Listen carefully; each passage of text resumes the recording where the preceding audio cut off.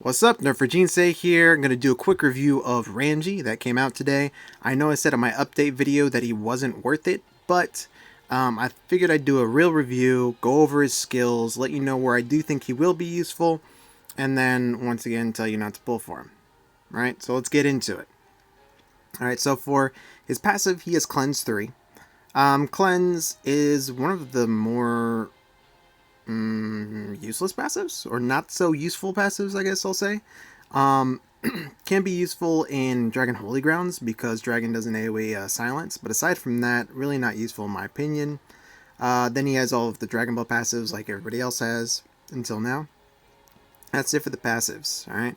For his skill 1, he deals 225% damage to an enemy and afflicts Nullify Heal for 12 turns. And it can't be removed, right? So he has Cleanse, so anybody who has Cleanse can't remove this, which is nice. And then Self-Harm afflicts target with Self-Harm if the target is afflicted with Fear of Abyss, dealing 45% damage for 5 turns. Alright, so basically he combos with Shifraken. And then for skill 2, deals 133% damage to all enemies, afflicts target with Nullify Heal for 16 turns, once again can't be removed, and then again afflicts self-harm, giving a dot for 5 turns of 26% damage. Alright? So, obviously the big emphasis when it comes to this kit is the Nullify Heal, right? PvP wise anyway. And while it could have its uses PvP wise, especially since everybody uses Anastasia, like if they have FC Anastasia, they 100% use her. But even if they don't, if they only have regular Anastasia, she's used all the time too.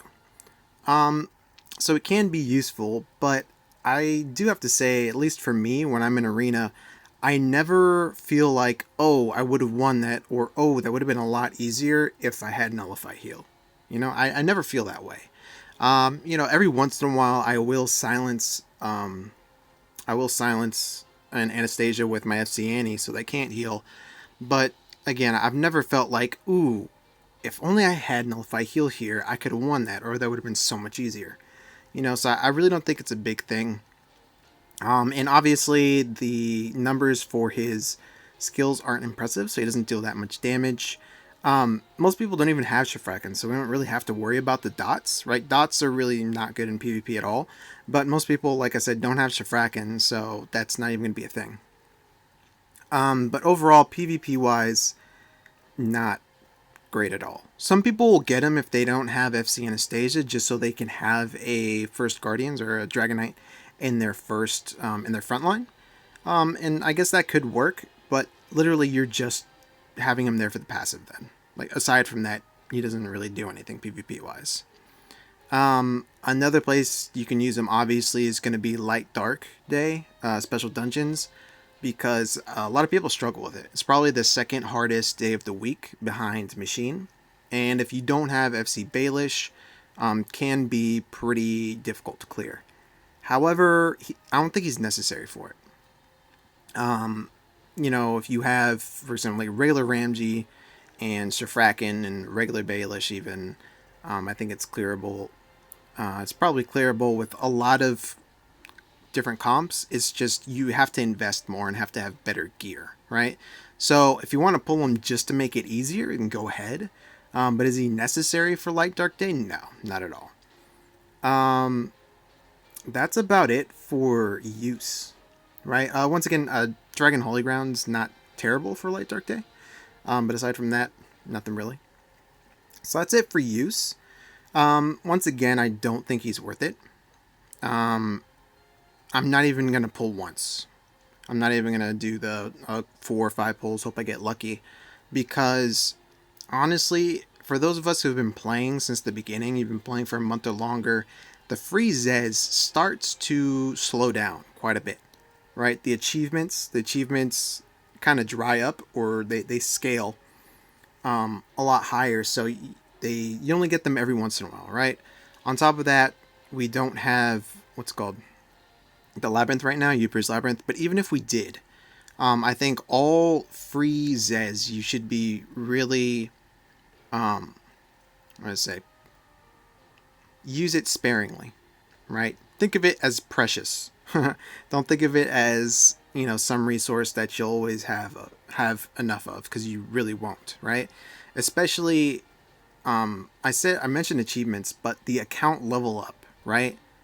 Like when you get level 55, you get 5,000 Zez. We get a bunch of Zez from that level up event, or whatever you want to call it, and we only get that once, right? So once that's gone, that's a huge amount of Zez that's spent. So I wouldn't even pull, you know, just a few times to see if you get him, right? If you want him because he looks cool, or you just want the whole collection, you already have all the others, I mean, go ahead.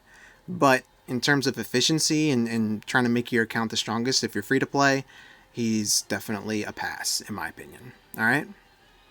And I'm going to say that when it comes to upcoming banners, I am going to be more strict. Because, like I said, the free Zez is slowing down. And I got to say, Line Games isn't too generous. They aren't necessarily stingy, but at the same time, they aren't that generous. So every once in a while, we'll probably have a Festa event like the Deva that we're having now, which will give a good amount of Zez.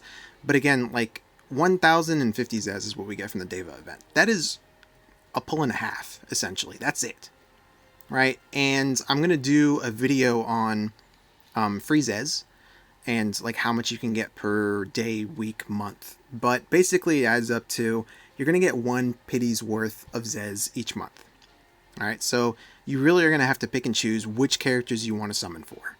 Or you can just try and do a few pulls on each banner and hope you get all of them, but you might get none of them. Right? It's not really a good strategy. Alright, so that's it. That's all for this video. I hope it was helpful. I'll see you next time. Peace.